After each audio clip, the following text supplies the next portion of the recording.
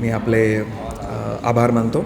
आवाज येतो आहे ना माझा? हां, आता या पुस्तकाच्या लेखक निशाताई शिबूरकर, पुस्तक ज्यांच्या हस्ते प्रकाशित झालं त्या वासंती देशमुख, पुस्तकाचे प्रकाशक प्रदीप चंपानेरकर, माझे मित्र राजू बहाळकर, आणि आत्ता आपण ज्यांचं अतिशय मौलिक असं भाषण ऐकलं ते माझे मार्गदर्शक ज्येष्ठ अभ्यासक किशोर बेडकेहाळ. या सगळ्यांचेही मी इथे आभार मानतो. मला असं वाटतं की एक शहाणपणाची एक व्याख्या खरं केली जाते की तुम्ही कधी बोलावं कधी बोलावं आणि कधी गप्प बसावं हे कळणं म्हणजे शहाणपण असं म्हणतात. तर आत्ता खरं काही बोलायला पाहिजे का असाच खरं माझ्या मनामध्ये विचार येतो आहे. आणि तरीसुद्धा थोडं शहाणपणाला धक्का द्यायला हरकत नाही, पण थोडं बोलतो असं मला वाटतं.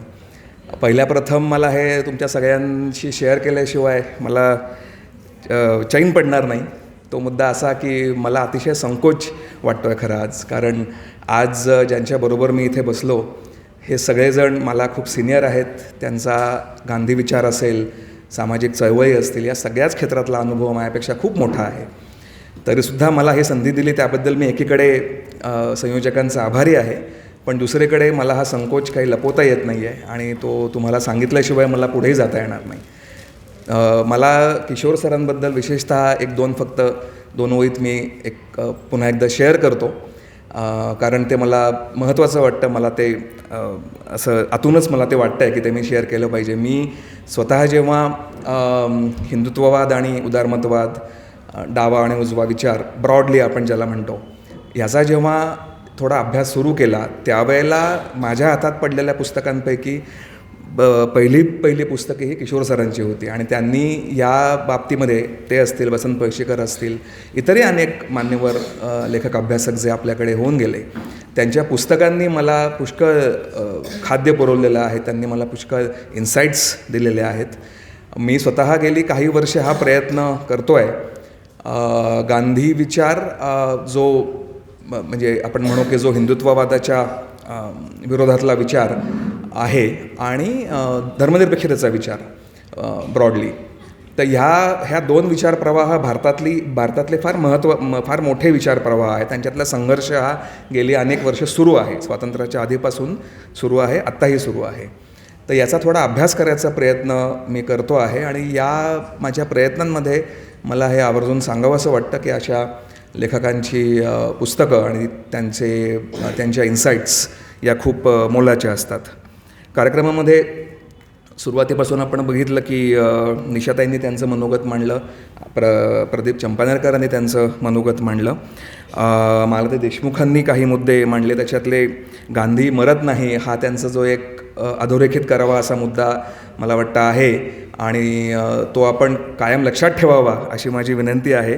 22 जानेवारी 26 जानेवारी हा संघर्ष जो काही यावेळेला झाला, मला स्वतःला विचाराल तर मला स्वतःला त्याचं काही खरं ना एवढं काही टेन्शन वगैरे येत नाही.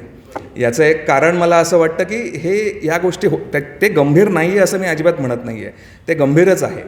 परंतु मी स्वतः थोडा त्या गांधींच्या पण शूजमध्ये नाही, चपलांमध्ये जाऊन विचार करतो की गांधी असते तर त्यांनी कसा विचार केला असता आजच्या काळाच्या आजचा हा सगळा काळ बघून. तर तिथे मला असं वाटतं की त्यांनी पहिल्यांदा आय बिलीव्ह आजच्या भाषेत बोलायचं झालं तर त्यांनी काही फार टेन्शन घेतलं नसतं. त्यांचा मार्ग त्यांनी निवडला असता ते त्याच्यावरती चालत राहिले असते. आणि मला स्वतःला हे सांगायला हवं की इथे सुनीताताई बसलेल्या आहेत, गीतालीताई आहेत, हे सगळे मंडळी आहेत, म्हणजे हे सगळे माझ्या पुढच्या पिढीतले कार्यकर्ते मंडळी आहेत. आणि यांच्याकडूनच खरं मी एक शिकलो काय महत्त्वाचं ते हे की आपण पॉझिटिव्ह असलं पाहिजे, आपण आपलं काम करत राहिलं पाहिजे. माझ्या पिढीमध्ये आणि कदाचित माझ्याहून पुढच्या पिढीमध्ये आपल्याला असं लक्षात येईल आणि तुम्ही कदाचित सहमत व्हाल माझ्याशी की थोडासा निराशावाद जास्त थोडा दिसतो आपल्याला, कारण एकूणच वास्तव इतक्या प्रकारे बदललेलं आहे, इतकं विखंडित सगळं वास्तव आहे, इतके संघर्ष सुरू आहेत विचारधारांचे सुद्धा की कळत नाही की आपण नक्की कोणाचं ऐकावं, कुठली बाजू बरोबर. म्हणजे त्याला आता तांत्रिक परिभाषेमध्ये आधुनिकतावाद आणि बरंच त्याला संज्ञा आहेत. तर या वास्तवामध्ये मी जेव्हा ह्या लोकांकडे बघतो तेव्हा मला असं वाटतं की यांच्याकडून हा एक गुण नक्की घेण्यासारखा आहे की आपण आपल्या निष्ठा म्हणा, आपला जो एक अभ्यासाचा बेस आपल्याकडेच आहे, हे मुळात मला वाटतं आपण फार लक्षात घेणं गरजेचं आहे. आपलं होतं आहे असं की असं म्हणजे तुमच्याकडे जर का तो अभ्यासाचा बेस असेल एवढा, तुमच्याकडे जर का संपूर्ण उभा आणि आडवा गांधी असेल, तर आय डोंट थिंक की तुम्हाला काही भीती बाळगायचं काही कारण आहे. त्याच्या मॅनिफेस्टेशन्समध्ये आपल्याला काय बदल करायला हवेत त्याच्यावर आपण नक्की विचार करायला पाहिजे. त्याच्याविषयीच मी थोडंसं जरा एक बोलणार आहे शेवटच्या 5 मिनटामध्ये. मी जास्त बोलणारच नाही आहे, त्याच्यामुळे तुम्ही निश्चिंत असा. मला असं वाटतं की आजच्या भाषणामध्ये किशोर सरांनी मांडलेले जे सगळे मुद्दे होते ते खूप पुन्हा एकदा इन्साईट देणारे मुद्दे आहेत. मला असं वाटतं की गांधी विचार हा समतेचा विचार आहे हे जवळजवळ वर्ज ठरवलं गेलं. हा त्यांनी एक मुद्दा जो अधोरेखित केला त्याच्याबद्दल आपण खरंच विचार केला पाहिजे. स्त्रीवादी चळवळीने गांधींना कसं ॲक्नॉलेज केलेलं आहे याबद्दल पण आपण विचार करायला हवा असं मला वाटतं. महाराष्ट्राच्या संदर्भात गांधींचं काय योगदान आहे जे खरं नाकारलं जातं शाहू फुले आंबेडकर या परंपरेच्या एकूण प्रवासात, तोही आपण विचार खरंच करायला पाहिजे. बदलणाऱ्या समाजाचं गतिशास्त्र ओळखण्याच्या संदर्भात गांधींकडे पाहणं हा मला वाटतं एक फार कळीचा मुद्दा किशोर सरांनी मांडला. गांधींच्या कृतीकडे तुम्हाला सुटी कृती म्हणून बघता येत नाही, समग्र भूमिका म्हणून बघायला लागतं. अतिशय महत्त्वाचा हा थॉट आहे असं मला दिसतं. वैपुल्य आणि संयम याविषयी ते जे बोलले ते तर मला वाटतं गांधी विचाराचं सार आहे आणि तो विचार मला असं वाटतं की आपण जास्तीत जास्त खरं प्रोपगेट ज्याला आपण त्याचा प्रसार करत राहायला पाहिजे असं मला वाटतं. याच बोलण्यादरम्यान त्यांनी जो एक मुद्दा मांडला की गांधी विचार हा पुरेशा प्रमाणात न पसरण्यामागे गांधीवादी जे एक सगळा समूह होता त्यांचं राजकीय दारिद्र्य असा शब्द त्यांनी वापरला, तर त्याच्याबद्दल मला खरंच थोडं बोलावंसं वाटतं. तत्पूर्वी पुस्तकाबद्दल मी अगदी 2 फक्त मिनटात बोलतो, कारण पुस्तकाबद्दल पुष्कळ बोलून झालेलं आहे. मी हे पुस्तक हातात घेतल्यापासून मला त्यातल्या इतक्या गोष्टी मलासुद्धा नव्याने कळल्या.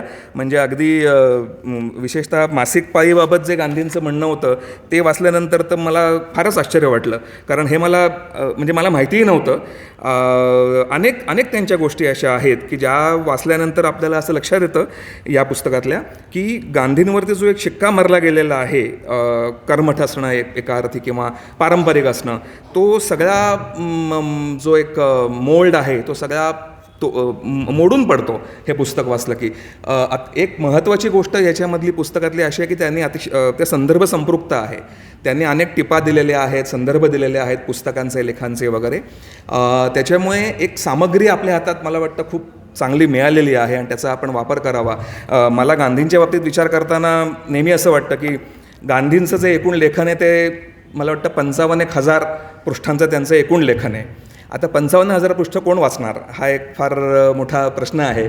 आणि तो जसा मुन्नाभाई MBBS सिनेमात जसा तो पहिल्यांदा जेव्हा त्या लायब्ररीत जातो गांधींच्या, आणि ती खूप मोठी लायब्ररी असते, तिथे सगळी जळमटं असतात आणि तिथला जो ग्रंथपाल म्हणा, तिथला जो रखवालदार जो आहे, तर त्याला आनंद होतो की कोणीतरी आलं आहे आज गांधींचं पुस्तक बघायला.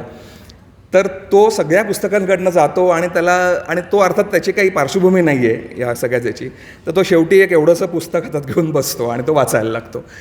ही जी एवढीशी पुस्तकं करणारी जी माणसं आहेत ती मला फार महत्त्वाची वाटतात, कारण खरंच हे असं होतं की गांधींचं जे आणि असे प्रयत्न अगोदर पण झालेले आहेत. मला वाटतं माइंड ऑफ महात्मा गांधी हे त्यातलं ते सुद्धा पुस्तक खरं तर खूप मोठं आहे, जरी त्याच्यात गांधी विचारांचं सार त्यांनी दिलेलं असलं किंवा त्याच्यात व्हर्बॅटिम आहेत, म्हणजे गांधींचे प्रत्यक्ष उतारा त्या पुस्तकात दिलेले आहेत. UR राव आणि दुसरे एक त्यांचे सहलेखक त्याने ते पुस्तक संपादित केलं आहे.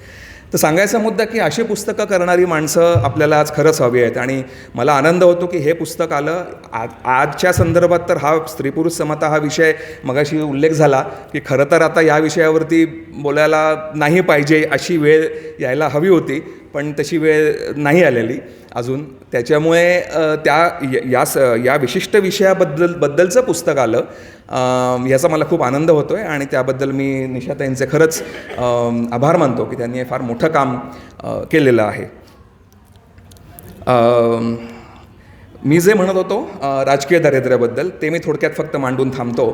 मला स्वतःला असं लक्षात आलं की माझ्या पिढीवरती गांधींचं वैचारिक ओझं तितक्या प्रमाणात नाही आहे कदाचित, कारण आम्ही 90 आणि 2000च्या दशकात मोठे झालेले सगळे आम्ही मुलं आहोत.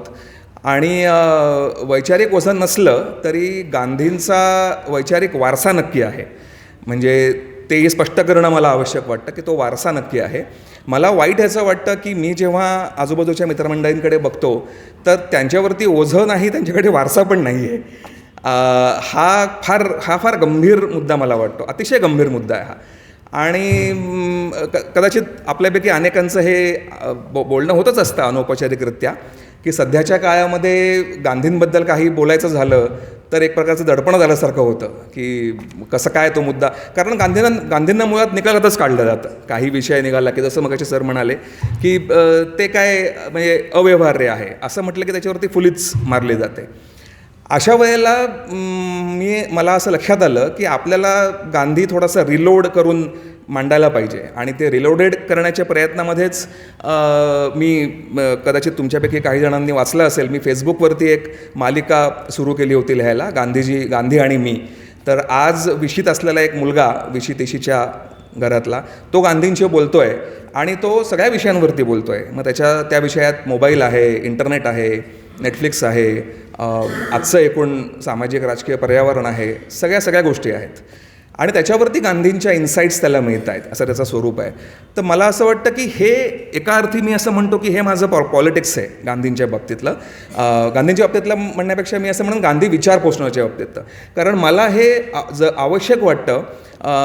जसं माझी मैत्रीण चैत्रा रेडकर, मोठी अभ्यासक ती आहे गांधींच्या विचारांची, तिने एकदा मांडलेला मुद्दा मला खूप महत्त्वाचा वाटला की होतं आहे असं की गांधी, विनोबा यांची नावं राहतात, त्यांच्या मूर्ती आणि फोटो राहतात, त्याच्यापुढे लोक नमस्कार करतात, पण तो विचार राहतो का, हा कळीचा प्रश्न आहे. तर ते विचार जगवण्याचं राजकारण आपण खरंच करायला पाहिजे असं मला नेहमी वाटतं. आणि प्रत्येकानं ते आपापल्या परीने करावं असं मी खरंच इथे तुम्हा सगळ्यांना आवाहन करेन. ते कुठल्याही प्रकारे असू शकतं. म्हणजे उदाहरणार्थ आज आपण सोशल मीडिया वापरतो, तर सोशल मीडियाचा पुरेपूर वापर करून आपण हे करू शकतो. दुसरं असं की या पोलराइज्ड काळामध्ये गांधी हा एकच मला वाटतं मनुष्य असा आहे की ज्याच्या बाबतीमध्ये लोक आता सर्वोच्च नेते जिकडे डोकं टेकतात तिकडे म्हणजे बाकीच्यांचं तर खरं काही सांगायची गरज नाही. सो सँक्टिटी असलेला ज्याला आपण मनुष्य म्हणतो तसं गांधींचं महात्म्य हे अजूनही आहे.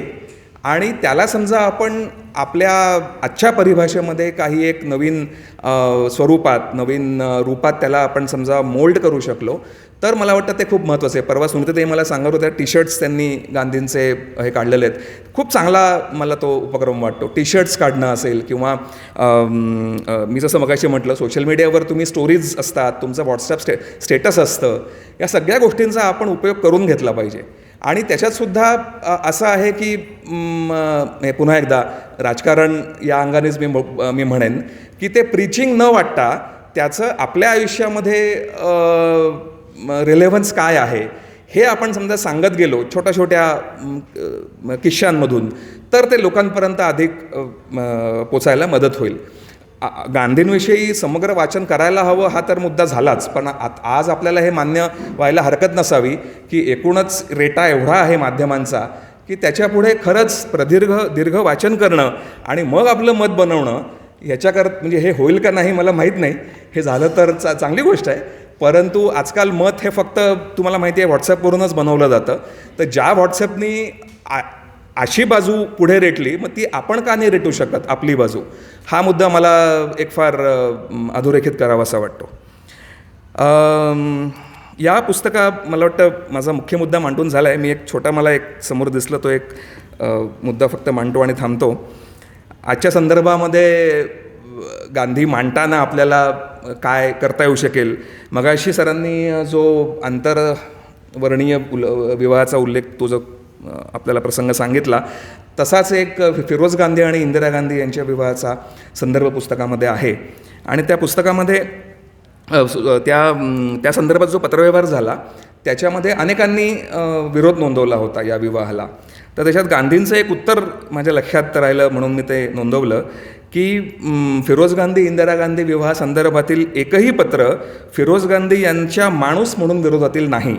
सगळी पत्र ते पारशी आहेत म्हणून विरोधातील आहेत. तर मला असं वाटतं की हा आजच्या संदर्भात तो पारशी शब्द काढून कुठला शब्द घालावा हे सगळ्यांना माहिती आहे.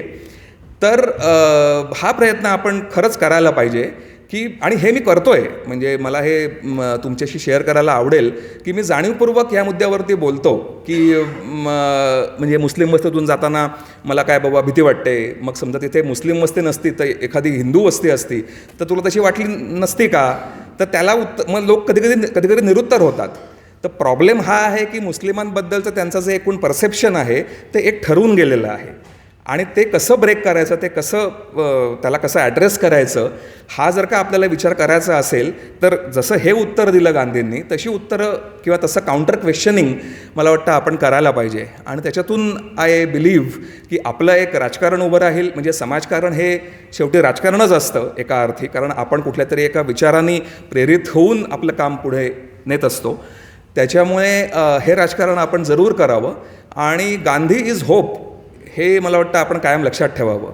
गांधी तुमच्याकडे असताना आणि गांधींची मतभेद म्हणजे होण्यासकट ते तुमच्यावर बरोबर असतात आणि ते कायम तुमचं गायडिंग लाईट असतात. त्याच्यामुळे गांधी इज होप एवढं लक्षात ठेवून जरी आपण येणाऱ्या काळात पुढच्या आव्हानांना आपण भिडलो तर मला वाटत नाही की फार काही अवघड आहे हे आव्हान पेलणं. इथे मी थांबवतो माझं बोलणं. धन्यवाद.